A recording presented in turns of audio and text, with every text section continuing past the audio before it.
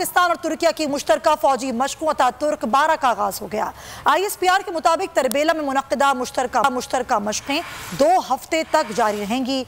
मशकों में इंसदाद दहशतगर्दी की तकनीक बेहतर बनाने पर तवज्जो मरकूज की जाएगी। मुल्क की दिफा का असम, पाक फौज मुस्तैद है हरदम।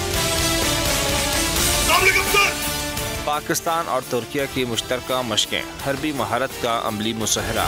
ISPR के मुताबिक तरबेला में मुनक्किदा मशकों को अतातुर्क 12 का नाम दिया गया है। इफ्तिताही तकरीब में दोनों ममालिक के कौमी तराने बजाए गए।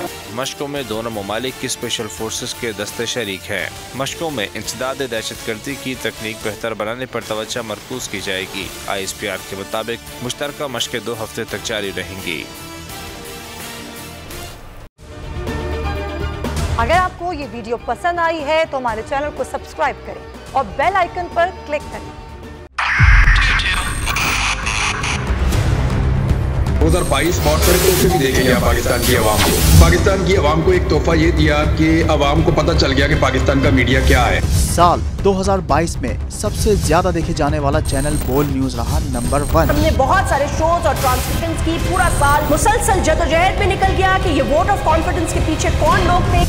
तोड़े रेटिंग के सभी रिकॉर्ड। सोशल मीडिया पर भी सबसे ज्यादा तेजी से 2.4 बिलियन व्यूज का संगे मील अबूर किया।